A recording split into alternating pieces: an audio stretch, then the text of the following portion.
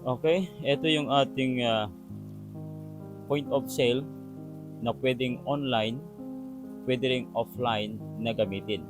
Okay? Ipapakita ko sa inyo ang mga features nito. So meron tayong dashboard. So meron tayong total earnings, total orders, total customers, and total product.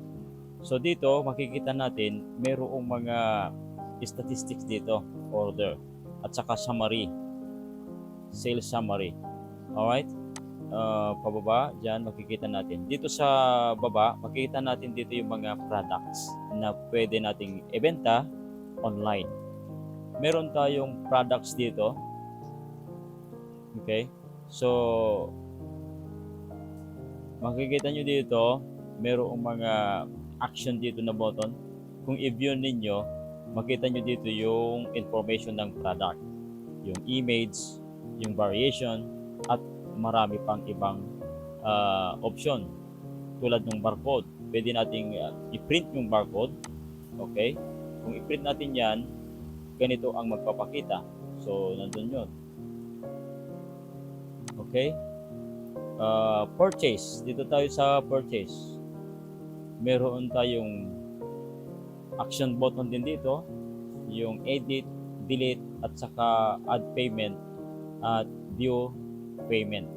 Alright? So, kung mag-add tayo ng purchase, halimbawa dito, date muna, 28, halimbawa ganyan, tapos reference number, then status, halimbawa order or pending, tapos attachment kung kailangan natin ng mag-attach. Yung supplier natin, wag natin kakalimutan.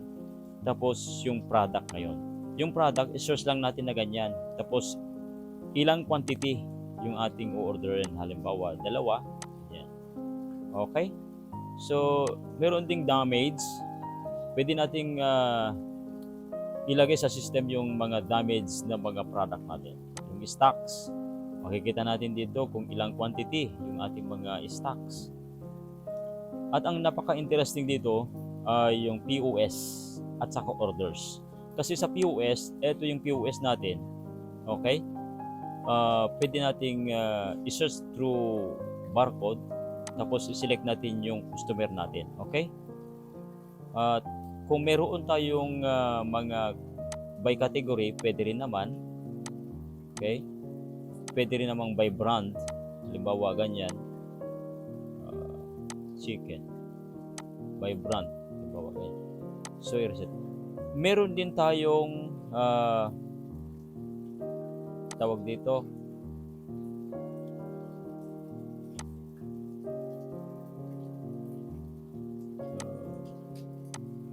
meron din tayong POS orders.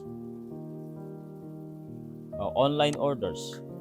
Yung online orders, yung mga customer natin na naka-access dito sa ating system, pwede silang mag-order doon, no? Through online. At dito natin makikita yung mga nag-order. Okay? At meron ding return order. Halimbawa ito, nag-order siya. Nag-confirm tayo, di ba? Ngayon, pagka ito ay in-order niya, pwede nating i-assign itong order na ito sa delivery boy. So, mamili lang tayo dito, delivery boy.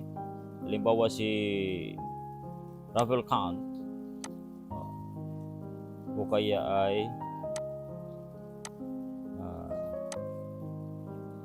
so, hindi siya authenticated doon. Hindi pwede. Meron tayong coupon.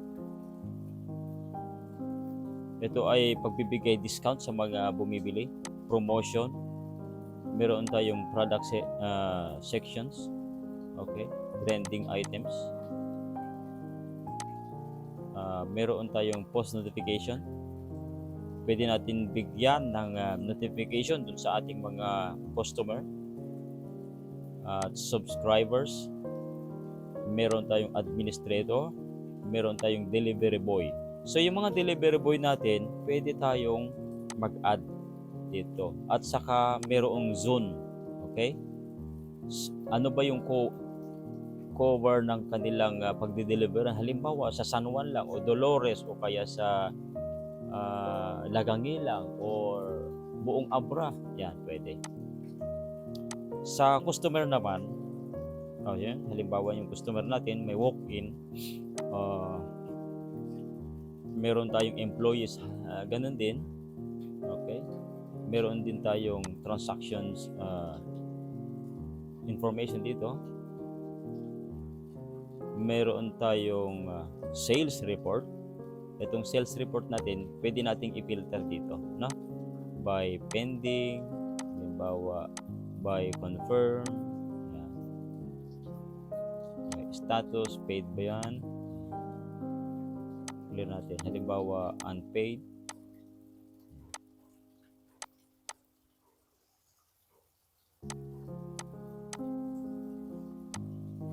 tapos meron tayong product report. Halimbawa dito ay category. So meron tayong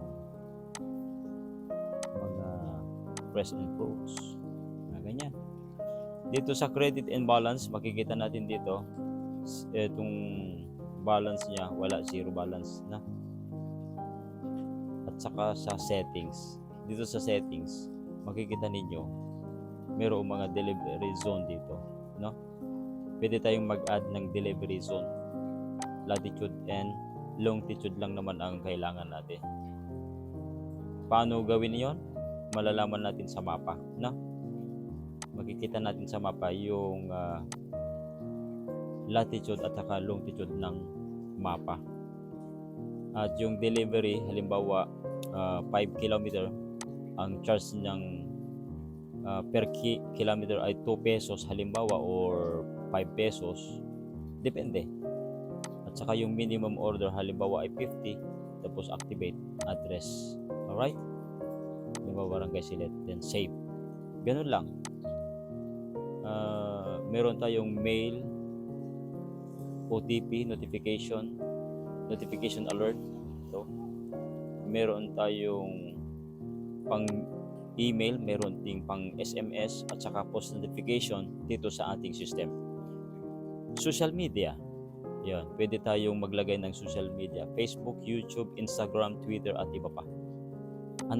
Analytics, yan, pwede tayong magdagdag ng analytics dito. Meron tayong marami pa, slider, currency, product categories, product attributes, product brands, supplier, outlets. Yung outlets, pwede tayong magdagdag ng ating outlet. Hindi lang yung isang store lang. Pwede tayong magdagdag pa ng iba, no? So,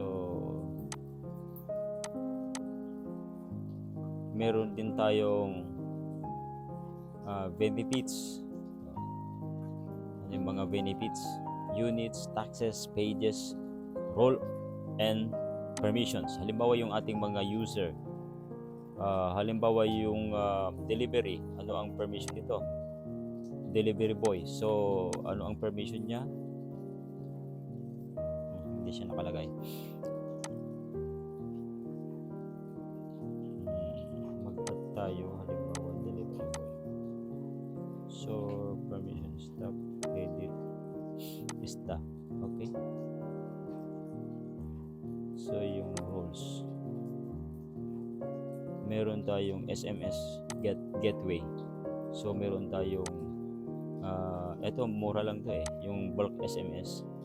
Pagka ginamit ito, pwede mong sendan o mag-send ng message or text message sa ating mga customer. Okay, pati doon sa delivery boy, payment gateway, license at iba pa. So yan yung ating system na pwedeng gamitin ng mga business, malaki man yan o maliit na negosyo. Gawin nating online yung ating mga products para yung mga customer natin pwede na nilang ma-access yung ating mga product, at doon pwede na silang mag-order, at tayo na ang bilang business, may-ari ng negosyo, tayo na ang mag-assign ng delivery dahil mayroon ng built-in dito na delivery boy. Okay? Sana ay nagustuhan ninyo, at kung gusto ninyo itong system na ito, pwede kayong mag-message sa akin at gagawin natin, ilagay natin yung inyong mga negosyo. Okay? Sana ay nakatulong, at kung bago pa lang kayo dito sa aking YouTube channel ay mag-like and subscribe na kayo at i-share na rin natin itong video na ito. Salamat.